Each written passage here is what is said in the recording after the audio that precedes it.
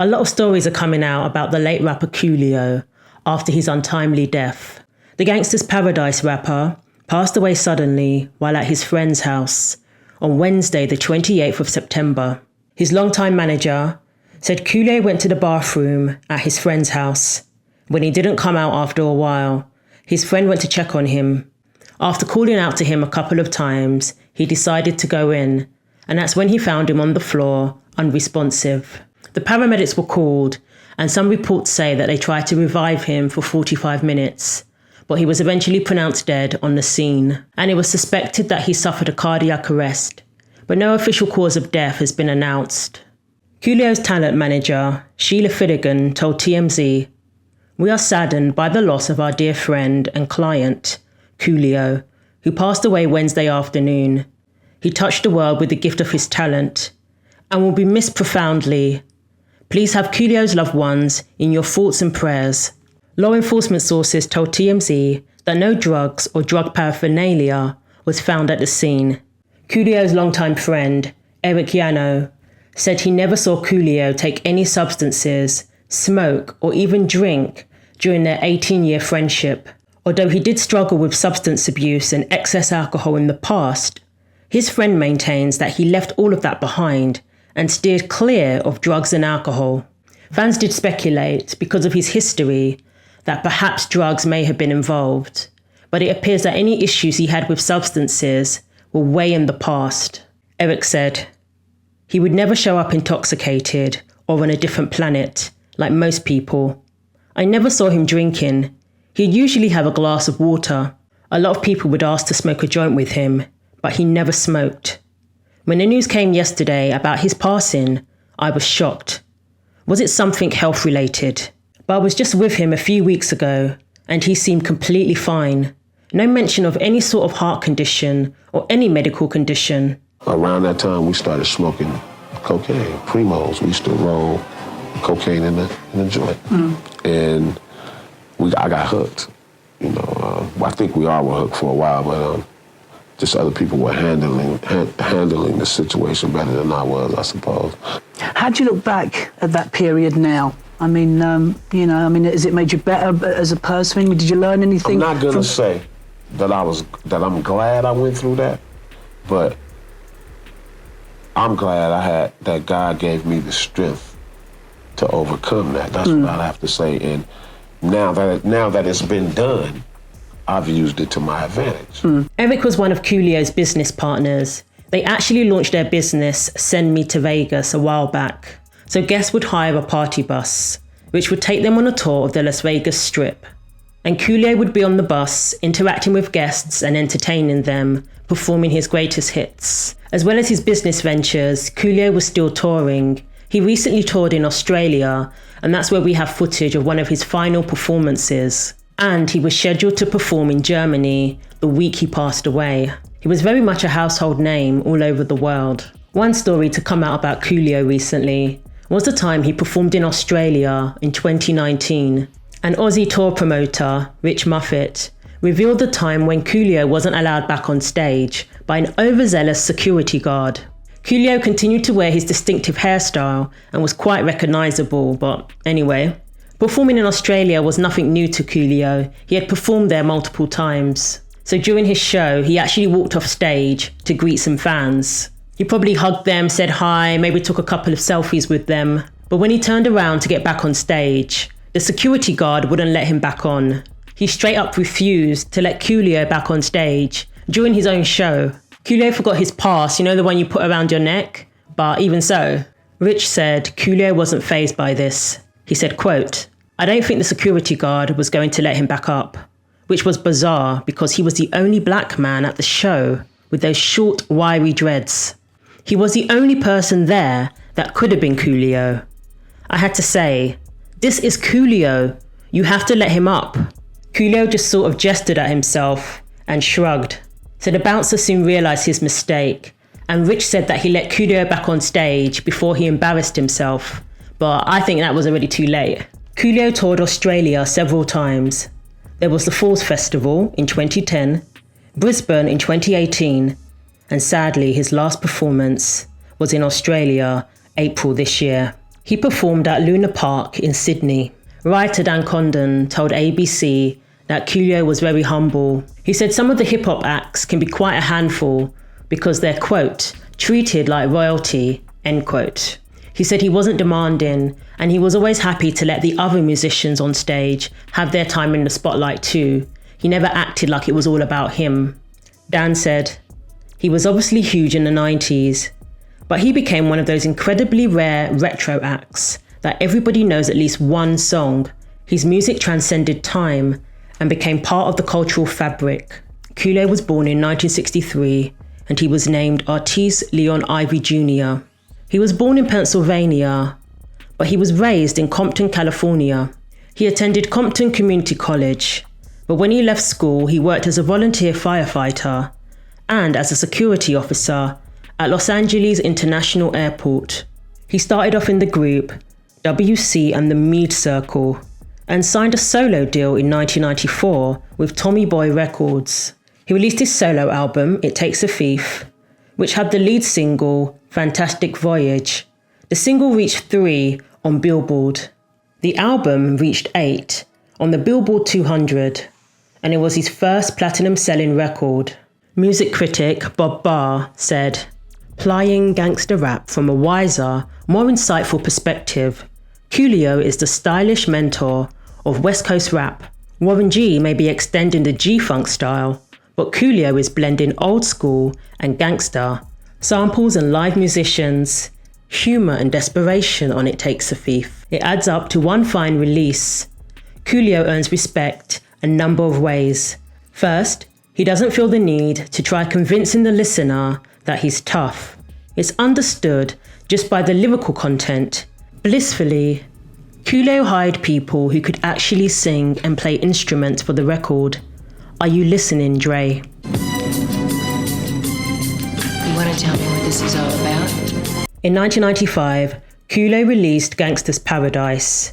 The song featured R&B singer LV and was on the soundtrack for the movie Dangerous Minds. It went on to become one of the most successful rap songs of all time. It was number 1 in the US on the Billboard Hot 100 for 3 weeks, but it stayed top 2 in the charts for 12 weeks. It reached number 1 in several countries throughout Europe, and also in Australia and New Zealand. It stayed number 1 in Australia for a whopping 14 weeks. This actually broke a record for the longest running number 1 single. That record wasn't broken for another 22 years. It was finally broken by Ed Sheeran's Shape of You. In the UK, Gangsta's Paradise was the first rap single to sell over 1 million copies, and many of us remember Coolio's both iconic and controversial appearance on Celebrity Big Brother. I'm the dominant male here, so it's my house. Vernon! Vernon! She says I'm giving her a headache. I agree. You're giving me one. You're giving everyone a headache. I am Jeffrey Franklin Roosevelt Bodine. But I'm from Compton. Is it Compton's posh? No, that's the Hamptons. Oh my God! Do you know who you look like? The princess from Shrek. Oh, This is. Oh my God! damn, I'll be hurt when she's dead. Hey, look. How'd you like your baby, Vern? I think it went under the radar, though. The video for Gangsta's Paradise also became iconic, and it was directed by Antoine Fuqua, and it featured Michelle Pfeiffer herself. Coolio wanted the video to be kind of ratchet with low riders and all sorts of things in the video. He said, "I wanted some low riders in it. I was trying to take it to the hood." He trusted Antoine Fuqua, and thank goodness he did. The video won Best Rap Video at the MTV Video Music Awards in 1996, and today it has hit 1 billion views on YouTube. Coolio's next big hit was See You When You Get There, which today would be quite a poignant song and video. This was off his third album, My Soul, which went platinum. See You When You Get There was the most successful single from the album. It reached top 3 in several countries. Now, his third album failed to reach the success of his prior ones, and Coolio ended up parting ways with Tommy Boy Records. He wasn't happy with how they handled the promotion of his album.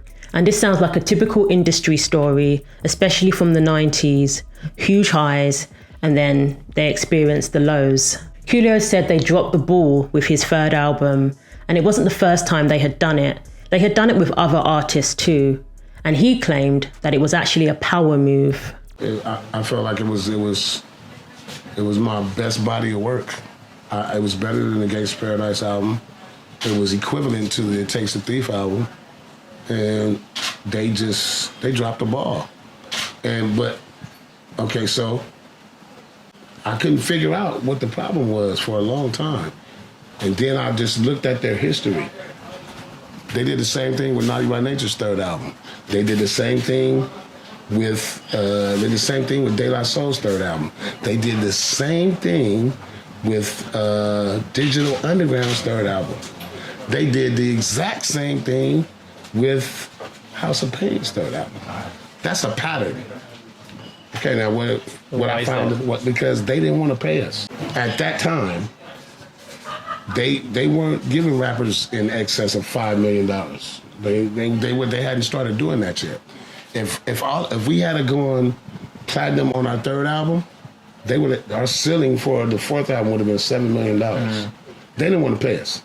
He basically said it all comes down to money. And at the end of the day, it doesn't seem like they care about their artists. They only care about the bottom line.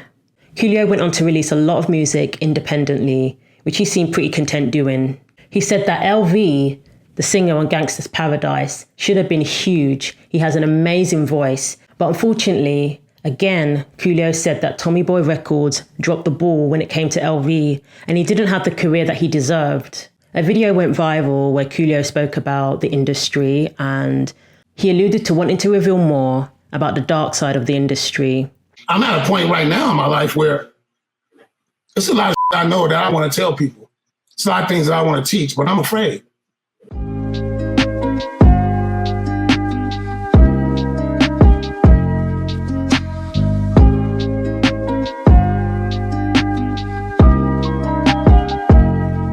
And legend has it that Tupac and Coolio recorded a song together. So they were actually pretty close in the 90s, early in their careers. Tupac moved to the Oakland area of California, where his career took off, and Coolio was raised in Compton. So naturally their paths would cross, especially both being in the industry. Coolio actually gave some insight into what he thinks transpired leading up to Tupac's death. He believed Tupac changed once he got out of prison and joined Death Row. It's not a popular opinion with many Tupac fans, but it has been said by various people who knew Tupac. In an interview with Hip Hop Uncensored, he said, quote, "What tripped me out is he started gangbanging. He started gangbanging in his mid-20s. He's from the Bay Area. All of a sudden, he's claiming Pyru. And he's actively gangbanging. That's usually the time people get out of gangbanging. It was weird for me to talk to Park after that. He became a different person."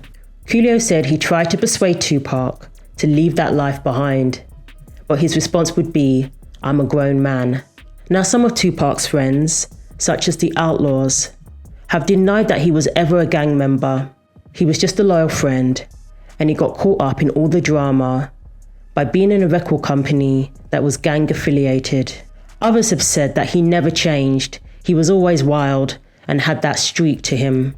Whereas some, like Michael Jai White, would probably agree with Coolio. I started hanging around Suge and hanging around the whole Death Row crew, minus Snoop and Dre, because they had left at that point. And I think he kind of did it to fit into the crowd that he was in. He kind of, I think maybe he felt like he had to be like that in order to survive. Shortly after Tupac's release from prison, he and Coolio are believed to have done a song together. So Coolio got his DJ Wino, to put a song together for them. In an interview with Pop Killer, Coolio said, "I was on a verse, Park was on a verse, and I think somebody else was on a verse." So they finished the track, but unfortunately there was a dispute over pay. According to Coolio, the DJ wanted a lot more money than Tupac was willing to pay.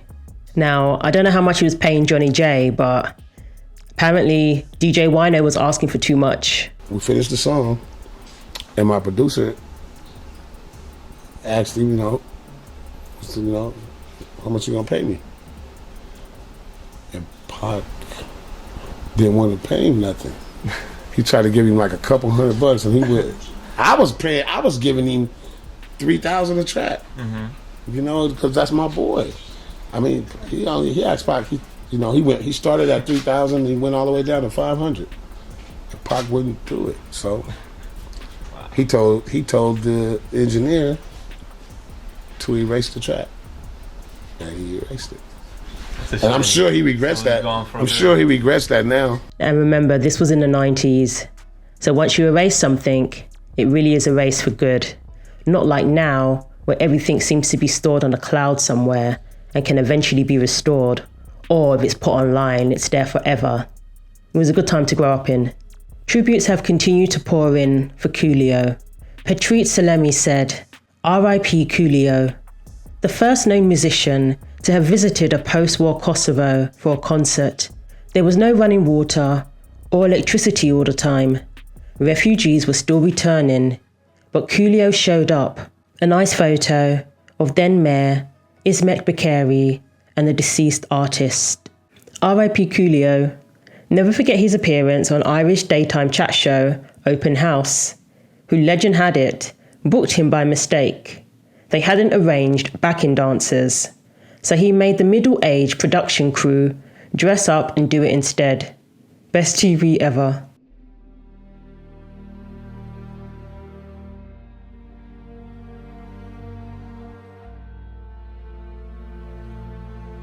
Vanilla Ice told TMZ that Coolio came on stage with him Friday night to freestyle during his set, and after the show, they hung out in his dressing room. Coolio was smiling that night and talking about life and seeming to be in great shape. The last thing he said to Vanilla Ice was, "See you tomorrow, homie." He said, quote, "My heart goes out to all the family. I'm truly devastated. He was a great friend." Thanks for watching. Share your thoughts below, I read the comments. Like and subscribe for weekly videos. And don't forget to click the bell for more.